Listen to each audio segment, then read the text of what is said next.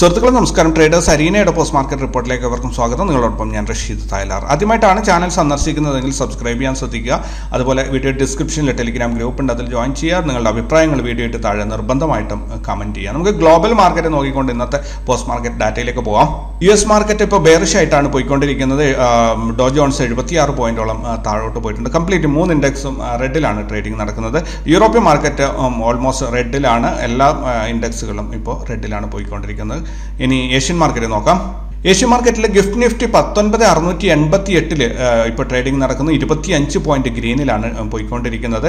ഒരുവിധം ഒരു സമ്മിശ്ര പ്രതികരണമാണ്. Straight times, ഹാങ്സങ്, Taiwan weighted, KOSPI ഇതും 4 എണ്ണം ഇന്ന് റെഡിലാണ് പോയിക്കൊണ്ടിരിക്കുന്നത്. മറ്റുള്ളതെല്ലാം തന്നെ ഗ്രീനിലാണ്. മോറോവർ പറയുകയാണെങ്കിൽ ഗ്ലോബൽ മാർക്കറ്റ് ഒരു സമ്മിശ്ര പ്രതികരണമാണ് എന്ന് പറയാം. ക്രൂഡ് ഓയിലിന്റെ പ്രൈസ് ഇന്ന് $86.12 കുറഞ്ഞിട്ടുണ്ട്. ഇന്നലെ 87.28 ഉണ്ടായിരുന്നു. ഇന്ന് 86.12 ആയിട്ടുണ്ട്. ക്രൂഡ് ഓയിലിന്റെ പ്രൈസ് ഭയങ്കരമായിട്ട് വർദ്ധിച്ചുകൊണ്ടിരിക്കുകയാണ്.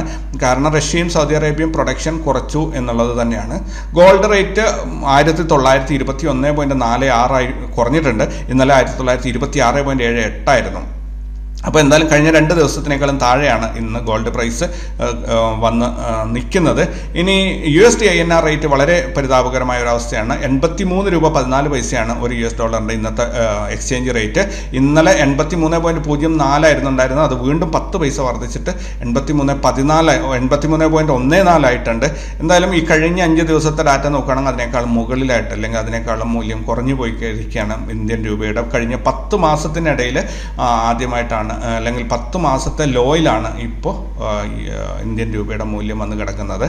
ഇനി നമുക്ക് യൂറോപ്യൻ മാർക്കറ്റും ഗ്ലോബൽ മാർക്കറ്റും ഒക്കെ കഴിഞ്ഞാൽ നമുക്ക് ഇന്ത്യൻ മാർക്കറ്റിലേക്ക് വരാം. ഇന്ത്യൻ മാർക്കറ്റിൽ ഇന്ന് Nifty 6 point gap up opening ആയിരുന്നു. ദെൻ 145 പോയിന്റിന് 0.74% ഇൻട്രാഡേ മൂവ്മെന്റ് ആണ് കിട്ടിയത്. ഇന്ന് ഓപ്പണായ 19,581 നിന്ന് 37 പോയിന്റ് നഷ്ടത്തിൽ 19,543 മാർക്കറ്റ് ഇന്ന് അവസാനിച്ചിരിക്കുന്നത്. സെൻസെക്സ് നോക്കുകയാണെങ്കിൽ ഇന്ന് 36 പോയിന്റ് ഗ്യാപ് ഡൗൺ ഓപ്പണിംഗ് ആയിരുന്നു. 483 പോയിന്റിന് 0.73% ഇൻട്രാഡേ മൂവ്മെന്റ് ആണ് കിട്ടി. ഇന്ന് ഓപ്പണായ 65,744 നിന്നും 136 പോയിന്റ് ലാഭത്തിൽ 65,880 മാർക്കറ്റ് ഇന്ന് അവസാനിച്ചിരിക്കുന്നത്. ഇന്ത്യ വിക്സ് അഥവാ വൊളാറ്റിലിറ്റി ഇൻഡെക്സ് ഇന്ന് കുറയാണ് ചെയ്തിട്ടുള്ളത്. 0.46% കുറഞ്ഞിട്ട് 10.77 ഇന്ത്യ വിക്സ് അവസാനിച്ചിരിക്കുന്നത്. പ്രധാനപ്പെട്ട സെക്ടറുകളായ ബാങ്ക് നിഫ്റ്റി നോക്കുകയാണെങ്കിൽ ബാങ്ക് നിഫ്റ്റി ഇന്ന് 38 പോയിന്റ് ഗ്യാപ് ഡൗൺ ഓപ്പണിംഗ് ആയിരുന്നു. ഇൻട്രാഡേയിൽ 241 പോയിന്റിന്റെ 0.54% ഇൻട്രാഡേ മൂവ്മെന്റ് ആണ് കിട്ടിയത്. ഇന്ന് ഓപ്പണായ 44,494 നിന്നും 126 പോയിന്റ് താഴെയായിട്ട് നഷ്ടത്തിൽ 44,368 ബാങ്ക് നിഫ്റ്റി ഇന്ന് ക്ലോസ് ചെയ്തിരിക്കുന്നത്. ഫിൻ നിഫ്റ്റി നോക്കുകയാണെങ്കിൽ ഫിൻ നിഫ്റ്റി ഇന്ന് 15 പോയിന്റ് ഗ്യാപ് ഡൗൺ ഓപ്പണായി 19,739 ഇന്ന് ഓപ്പണായത്. അതായത് ഇൻട്രാഡേയിൽ 85 പോയിന്റിന്റെ അഥവാ 0.43% ഇൻട്രാഡേ മൂവ്മെന്റ് ആണ് കിട്ടിയത്. ഇന്ന് ഓപ്പണായ 19,739 നിന്നും 15 പോയിന്റ് നഷ്ടത്തിൽ 19,724 ഫിൻ നിഫ്റ്റി ഇന്ന് അവസാനിച്ചിരിക്കുന്നത്.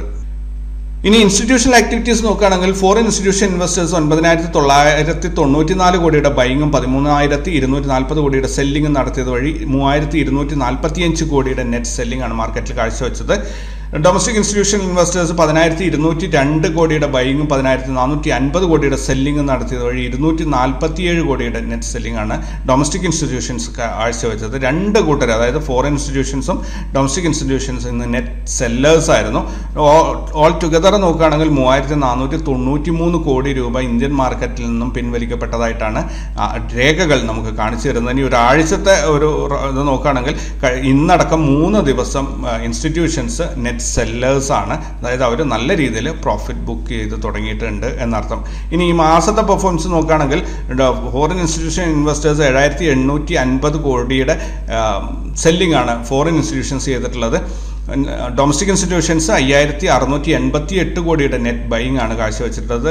പക്ഷേ ഫൈനൽ റിസൾട്ട് എന്ന് പറയുകയാണെങ്കിൽ ഈ മാസത്തേക്ക് 2,161 കോടിയുടെ നെറ്റ് സെല്ലിംഗ് ആണ് മാർക്കറ്റിൽ സംഭവിച്ചിട്ടുള്ളത്. അതായത് 2,161 കോടി രൂപ ഇന്ത്യൻ മാർക്കറ്റിൽ നിന്നും പിൻവലിക്കപ്പെടുകയാണ് ചെയ്തിട്ടുള്ളത്. അതാണ് മാർക്കറ്റിലെ ഈ ഒരു അരക്ഷിതാവസ്ഥയ്ക്ക് കാരണം എന്ന് ഞാൻ കണക്കുകൂട്ടുന്നു. സെക്ടറൽ പെർഫോമൻസ് നോക്കുകയാണെങ്കിൽ നിഫ്റ്റി ഫാർമയാണ് ഇന്ന് ഹയസ്റ്റ് പ്രോഫിറ്റ് ഗ്രോത്ത് ഉണ്ടാക്കിയിരിക്കുന്ന ഒരു സെക്ടർ. അതേപോലെ തന്നെ നിഫ്റ്റി FMCG മീഡിയ ഈ 3 സെക്ടറുകളും നല്ല രീതിയിൽ പ്രോഫിറ്റ് ഉണ്ടാക്കിയിട്ടുണ്ട്. Nifty fin services, bank, auto, private bank, IT, reality, PSU bank, metal എല്ലാം തന്നെ ഇന്ന് നെഗറ്റീവിലാണ് ക്ലോസ് ചെയ്തിട്ടുള്ളത്. ETF നോക്കുകയാണെങ്കിൽ ഗോൾഡ് ബീസ് ഇന്ന് 0.02% ഒരു പ്രോഫിറ്റ് ഉണ്ടാക്കിയിട്ട് ബാക്കി നിഫ്റ്റി ബീസും ബാങ്ക് ബീസും എല്ലാം തന്നെ ഇന്ന് നെഗറ്റീവിലാണ് ക്ലോസ് ചെയ്തിട്ടുള്ളത്.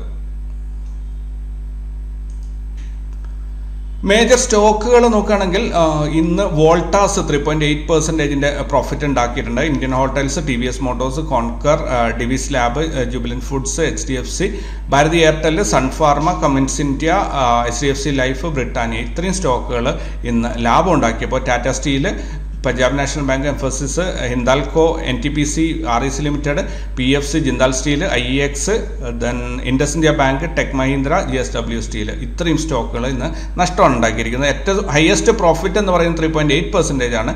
ഹയസ്റ്റ് ലോസ് എന്ന് പറയുന്നത് -2.09% ആണ്. എന്നാലും പ്രോഫിറ്റ് തന്നെയാണ് കൂടുതൽ. ഇന്ത്യൻ NSE നോക്കുകയാണെങ്കിൽ 1025 സ്റ്റോക്കുകൾ ലാഭം ഉണ്ടാക്കിയപ്പോൾ 1024 സ്റ്റോക്കുകൾ ഇന്ന് നഷ്ടമാണ് ഉണ്ടാക്കി വെച്ചിട്ടുള്ളത്. പുട്ട് കോൾ റേഷ്യോ നോക്കാൻ നിഫ്റ്റിയുടെ പുട്ട് കോൾ റേഷ്യോ ഇന്ന് 1.31 ആണ് വന്നിരിക്കുന്നത്. ഇന്നലെ 1.4 ആയിരുന്നു. എന്തായാലും തീർച്ചയായിട്ടും ഇത് 1ന്റെ മുകളിലാണ്, ബുള്ളിഷാണ് മാർക്കറ്റ് നിൽക്കുന്നത്, ഒരു കുഴപ്പമില്ല. സ്പോട്ട് പ്രൈസ് 19,544 ഇന്ന് അവസാനിച്ചത്. അവിടെ നിന്ന് 122 പോയിന്റ് മുകളിലായിട്ട് 19,666 ഫ്യൂച്ചറിന്റെ ട്രേഡിംഗ് നടക്കുന്നത്. തീർച്ചയായിട്ടും ഈ ഡിഫറൻസ് നിങ്ങൾ ശ്രദ്ധിക്കണം, 122 പോയിന്റിന്റെ ഗ്യാപ്പ് ഉണ്ട്. അപ്പോൾ താഴെയുള്ള സ്പോട്ടിനെ നാളെ വലിച്ച് മുകളിലോട്ട് പൊക്കാനുള്ള ഒരു സാധ്യതയുണ്ട്. പിന്നെ 5 ദിവസത്തെ ഫ്യൂച്ചറിന്റെ പ്രൈസ് നോക്കുകയാണെങ്കിൽ ഇന്ന് ക്ലോസ് ചെയ്തിരിക്കുന്നത് കഴിഞ്ഞ 5 ദിവസത്തെ പ്രൈസിനേക്കാളും മുകളിലാണ് ഇന്ന് ഫ്യൂച്ചറിന്റെ ട്രേഡിംഗ് നടന്നുകൊണ്ടിരിക്കുന്നത്. സോ തീർച്ചയായിട്ടും മാർക്കറ്റിന് അതൊരു പോസിറ്റീവായിട്ടുള്ള സൂചകം തന്നെയാണ്. ബാങ്ക് നിഫ്റ്റിയുടെ പുട്ട് കോൾ റേഷ്യോ 0.89 ആണ്. ഇന്നലെ 1 ആയിരുന്നു, ഇന്നത് കുറഞ്ഞിട്ട് ഒരു ന്യൂട്രൽ സൈഡ് വൈസ് മാർക്കറ്റ് എന്ന രീതിയിൽ ന്യൂട്രലാണ് ഇപ്പോൾ സ്റ്റാറ്റസ് ഉള്ളത്.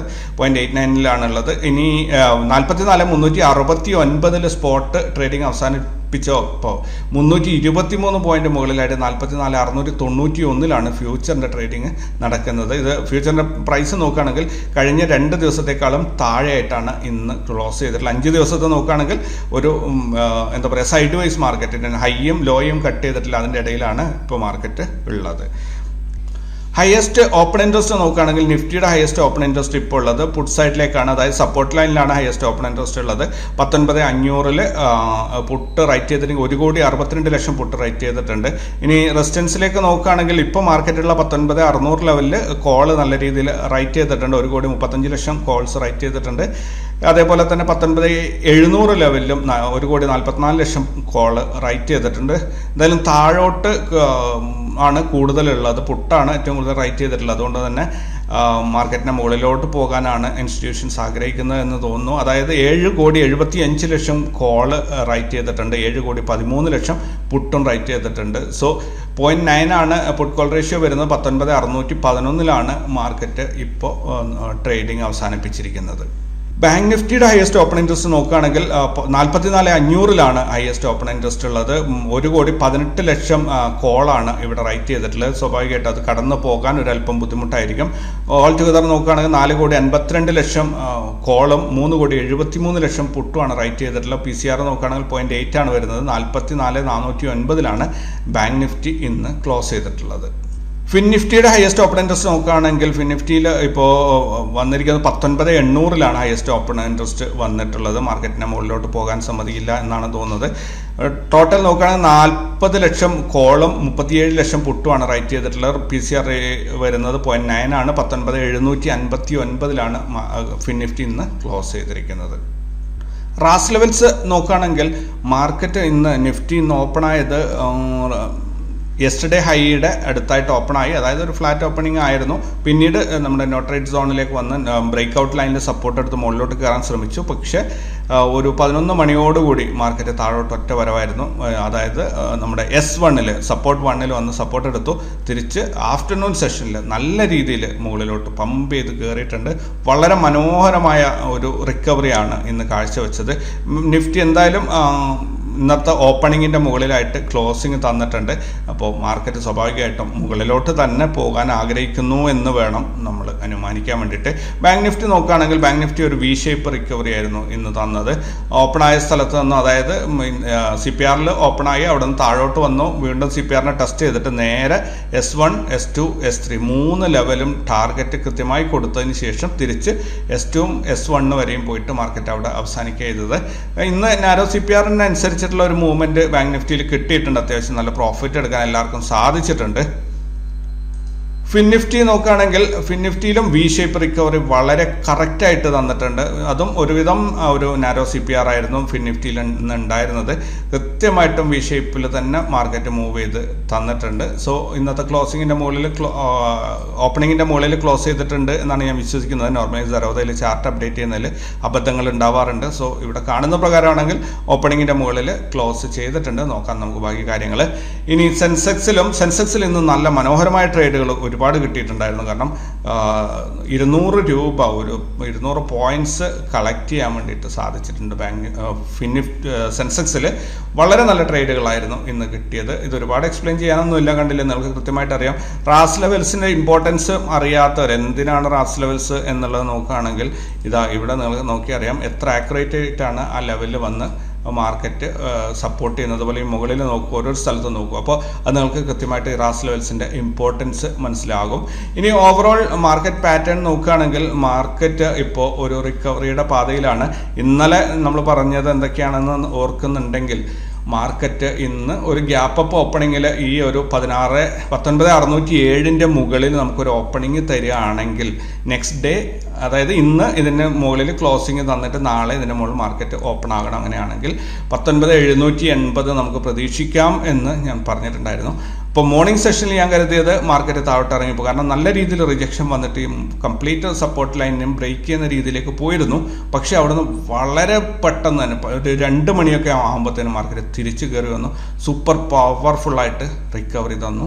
സോ അതായത് 19,635 വരെ ഇത് പോയിട്ടുണ്ടെങ്കിൽ ചെറിയ രീതിയിൽ താഴോട്ട് 10 പോയിന്റ് താഴെ ഇറങ്ങിയിട്ടാണ് ക്ലോസിങ് തന്നിരിക്കുന്നത്. സോ വലിയൊരു കുഴപ്പമൊന്നുമല്ല. നാളെ എന്തായാലും ഈ റെസിസ്റ്റൻസ് ലൈനിൻ്റെ 19,607 മുകളിൽ ക്ലോസിങ് തന്നതുകൊണ്ട് ഞാൻ പ്രതീക്ഷിക്കുന്നത് ഇതിൻ്റെ മുകളിൽ തന്നെ നാളെ ഒരു ഓപ്പണിംഗ് തരും എന്നാണ്.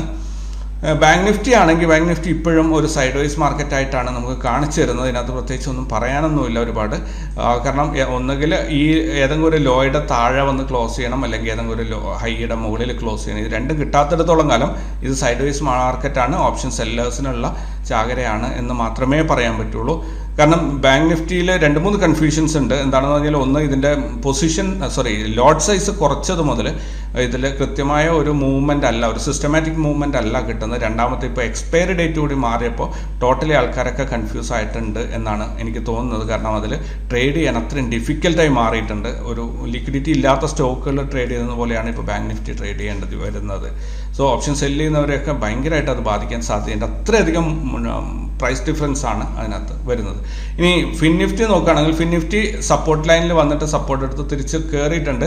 സ്വാഭാവികമായിട്ടും നാളെ ഈ രീതിയിൽ ഇവിടെ ഒരു ഓപ്പണിംഗ് ആണ് നമുക്ക് തരേണ്ടത്. സോ അത് മുകളിലോട്ട് കയറി. ഇപ്പം മാർക്കറ്റ് സൈഡ് വൈസ് ആണ്, അതൊരു ട്രെൻഡിങ് മാർക്കറ്റായിട്ട് നമുക്ക് മനസ്സിലാവണമെന്നുണ്ടെങ്കിൽ ഒന്നുകിൽ ഈ ഒരു ഹൈ കട്ട് ചെയ്യണം, അല്ലെങ്കിൽ ഈ ഒരു ലോ കട്ട് ചെയ്യണം. ഈ രണ്ടിൽ ഏതെങ്കിലും ഒരെണ്ണം സംഭവിച്ചു കഴിഞ്ഞാൽ ഇതൊരു ട്രെൻഡിങ് മാർക്കറ്റാണ് എന്ന് പറയാം. അല്ലെങ്കിൽ അതുവരെയും ഇതൊരു സൈഡ് വൈസ് മാർക്കറ്റ് തന്നെയാണ്. ഇനി മിഡ് ക്യാപ്പാണ് ഏറ്റവും പ്രോമിസിങ് ആയിട്ടുള്ള ഒരു സ്റ്റോക്ക്, ഒരു ഇൻഡെക്സ്. മിഡ് ക്യാപ്പ് എനിക്ക് തോന്നുന്നു ഇതൊരു ഫുൾ സ്റ്റോപ്പ് ആണോ എന്നൊരു സംശയമുണ്ട്. നോർമലി ഇങ്ങനെ വന്നു കഴിഞ്ഞാൽ ഒരു നെക്സ്റ്റ് ക്യാൻഡിൽ വരിക ഇവിടെ ഇങ്ങനെയാണ് വരാറുള്ളത്. സോ നോക്കാം നാളെ എങ്ങനെയാണ് ഓപ്പൺ ആവുന്നത് എന്നുള്ളത്. ദെൻ സെൻസെക്സിലാണെങ്കിൽ സെൻസെക്സ് നിഫ്റ്റിയുടെ അതേപോലെയാണ് പോകുന്നത്. അതിനകത്ത് ഒരുപാട് കാര്യങ്ങളൊന്നും തന്നെ നോക്കാനില്ല. നാളെ നിഫ്റ്റിയുടെ എക്സ്പയറി ദിവസമാണ്. അപ്പോൾ സ്വാഭാവികമായിട്ടും ഇന്നലെ നമ്മൾ ബാങ്ക് നിഫ്റ്റിയുടെ എക്സ്പയറിയെ കുറിച്ച് സംസാരിച്ചിരുന്നു. അതെന്തായി എന്ന് പറയാതെ പുതിയ നാളത്തെ എക്സ്പയറിയെ കുറിച്ച് പറയുന്നത് ശരിയല്ല എന്ന് തോന്നിയതുകൊണ്ട് ഇന്നലത്തെ പറഞ്ഞ ട്രേഡ് എങ്ങനെ പോയിരുന്നു എന്ന് നോക്കാം. ഇന്നലെ ഞാൻ പറഞ്ഞിരുന്നത് ഒന്നുകിൽ ഒരു ഫ്ലാറ്റ് ഓപ്പണിങ്ങിൽ മുകളിലോട്ട് പോകുന്ന സാധ്യത, അല്ലെങ്കിൽ ഫ്ലാറ്റ് ഓപ്പണിങ്ങിൽ താഴോട്ട് പോകുന്ന സാധ്യത, പിന്നെ ഒരു ഗ്യാപ്പ് അപ്പ് ഓപ്പണിങ്ങിൽ മുകളിലോട്ട് പോകുന്ന അവസ്ഥ, അല്ലെങ്കിൽ ഗ്യാപ്പ് ഡൗൺ ഓപ്പണിങ്ങിൽ താഴോട്ട് പോകുന്ന ഒരവസ്ഥ. അപ്പോൾ ഇന്നലെ പറഞ്ഞ 4 സാധ്യതകളിൽ ഇന്ന് ഫ്ലാറ്റ് ഓപ്പണിങ്ങിൽ താഴോട്ട് പോകുന്ന ഒരവസ്ഥയാണ് കിട്ടിയത്. അപ്പോൾ സ്വാഭാവികമായിട്ടും ഇവിടെ നമുക്ക് CPR, അതായത് ഇന്നലത്തെ ക്ലോസിങ്ങിന് താഴെയായിട്ട് ഓപ്പണിങ് കിട്ടി. അവിടുന്ന് CPR ഒന്ന് റീടെസ്റ്റ് ചെയ്യുന്നതോടുകൂടി കാര്യങ്ങൾക്ക് ഏകദേശം തീരുമാനമായിട്ടുണ്ട്. ആയിട്ടുണ്ട്. ഇവിടുന്ന് മുകളിലോട്ട് പോകുന്നില്ല എന്ന് ഉറപ്പിച്ചതോടുകൂടി മാർക്കറ്റിൽ ഞങ്ങൾ ട്രേഡ് താഴോട്ടുള്ള പുട്ടിൻ്റെ എൻട്രി എടുത്തു. ടാർഗറ്റ് 1, 2, 3 ഈ 3 ടാർഗറ്റിൽ 2 ട്രേഡാണ് എടുത്തത്. ഫസ്റ്റ് ട്രേഡ് ഇവിടെ നിന്ന് എടുത്തിട്ട് ഇതിൻ്റെ പകുതിയോളം ബുക്ക് ചെയ്യാൻ പറ്റി. രണ്ടാമത്തത് യെസ്റ്റർഡേ ലോയിൽ നിന്ന് എടുത്തിട്ട് ടാർഗറ്റ് S3 വരെയും കൊണ്ടുപോകാൻ പറ്റി. ഈ 2 ട്രേഡുകളാണ്, ഇങ്ങനെ 2 ട്രേഡുകളാണ് ഞങ്ങൾ എടുത്തത്. അപ്പോൾ ഇന്നലെ ഞാൻ പറയുമ്പോൾ ഒരു കാര്യം പറഞ്ഞിട്ടുണ്ടായിരുന്നു, ഗ്യാപ്പ് ഡൗൺ ഓപ്പണിങ്ങിൽ മാർക്കറ്റ് ഇവിടെ എങ്ങാനും ഓപ്പൺ ആവുകയാണെങ്കിൽ ഓപ്പോസിറ്റ് ട്രേഡിന് വേണ്ടിയിട്ട് ശ്രമിക്കണം എന്നുള്ളത്. കാരണം ഇവിടെ നിന്നുണ്ടല്ലേ ഈ ഒരു ട്രേഡ്. അപ്പോൾ മാർക്കറ്റ് ഇറങ്ങി താഴെ വന്നു. ഈ യെല്ലോ ലൈൻ നമുക്ക് ഒരു ദിവസത്തെ റേഞ്ചിൻ്റെ ആ ലോവർ ലെവൽ റേഞ്ചിൽ എത്തിക്കഴിഞ്ഞപ്പോൾ മാർക്കറ്റ് സ്വാഭാവികമായിട്ടും തിരിച്ചു വരും എന്നുള്ളത് ഉറപ്പാണ്. അപ്പോൾ ഇവിടെ നിന്ന് ഞങ്ങൾ ഫൈനൽ ട്രേഡ് എടുത്തു. അങ്ങനെയാണ് ഈ S1 പോയിട്ട് ഇന്ന് മാർക്കറ്റ് അവസാനിച്ചു. എന്തായാലും വളരെ നല്ലൊരു ദിവസമായിരുന്നു ഇന്ന്. നല്ല രീതിയിൽ എല്ലാവരും പ്രോഫിറ്റ് ഉണ്ടാക്കിയിട്ടുണ്ട്. ഇനി നമുക്ക് നാളെ നിഫ്റ്റിയുടെ എക്സ്പയറിയാണ്. നിഫ്റ്റി എങ്ങനെയാണ് പോകുന്നത് എന്ന് നോക്കാം. നിഫ്റ്റിയിൽ മാർക്കറ്റ് ഇന്ന് നല്ലൊരു ആഫ്റ്റർനൂൺ സെഷനിൽ ഒരു ഒറ്റ ചാട്ടത്തിന് മുകളിൽ കയറി നിൽക്കുന്നുണ്ട്. ഇത് ശരിക്കും ചാടി കയറിയതാണോ ഇനി ആരെങ്കിലും തള്ളി കയറ്റിയതാണോ എന്നറിയില്ല. അതുകൊണ്ട് തന്നെ ഇവിടെ ഇപ്പോൾ ഉള്ളത് നാളെ ഒരു റേഞ്ച് ബൗണ്ട് അല്ലെങ്കിൽ സൈഡ് വൈസ് മാർക്കറ്റ് എന്നുള്ള രീതിയിലാണ് ഇവിടെ എൻ്റെ ഒരു നിഗമനം അങ്ങനെയാണ്. നാളെ ഒരു റേഞ്ച് ബൗണ്ട് ആവാൻ അല്ലെങ്കിൽ ഇന്നത്തേനേക്കാളും കുറച്ചുകൂടെ നല്ല മൂവ്മെൻറ്റ് കിട്ടുമായിരിക്കും. എന്തു തന്നെയായാലും മാർക്കറ്റ് നാളെ ഓപ്പൺ ആവുന്ന ഇവിടെ ഫ്ലാറ്റ് ഓപ്പണിംഗ് കിട്ടുകയാണെങ്കിൽ മോസ്റ്റ് പ്രോബബ്ലി അത് താഴോട്ട് ഇറങ്ങി വരാനാണ് സാധ്യത കാണുന്നത്. മാർക്കറ്റ് മുകളിലോട്ട് പോയിക്കൂടാകുകയില്ല. ഇനി മാർക്കറ്റ് മുകളിലോട്ടാണ് പോകുന്നതെങ്കിൽ കൂടി ഈ ഒരു സെക്കൻഡ് ടാർഗറ്റ് 19,768 റാസ് ലെവൽസ് നിങ്ങൾക്ക് തന്നിട്ടുണ്ട്. അപ്പോൾ സെക്കൻഡ് 19,768 ടാർഗറ്റ് വെച്ചുകൊണ്ട് വേണം നിങ്ങൾ ട്രേഡ് മുന്നോട്ട് കൊണ്ടുപോകാൻ വേണ്ടിയിട്ട്. അതിനുള്ള ഒരു സാധ്യത വളരെ കുറവാണ്. മാർക്കറ്റ് മുകളിലോട്ട് പോകുമ്പോൾ ട്രേഡ് എടുക്കുക എന്നുള്ളത് നിങ്ങൾക്ക് ഭയങ്കര ബുദ്ധിമുട്ടായിട്ട് വരാൻ സാധ്യതയുണ്ട്. ഏത് സമയത്തും പുൾ ബാക്ക് വരികയും വീണ്ടും കയറിപ്പോവും, അങ്ങനെയുള്ള ഒരു പ്രതിഭാസം കാണിക്കാൻ സാധ്യത. നാളെ മുകളിലോട്ട് മാർക്കറ്റ് ഓപ്പണായി വന്നെങ്കിൽ ഇവിടെ ഇങ്ങനെയുള്ള ഒരു മൂവ്മെൻ്റ് ആയിരിക്കും മോസ്റ്റ് പ്രോബ്ലി മുകളിലോട്ടാണെങ്കിൽ കിട്ടുന്നതെങ്കിൽ.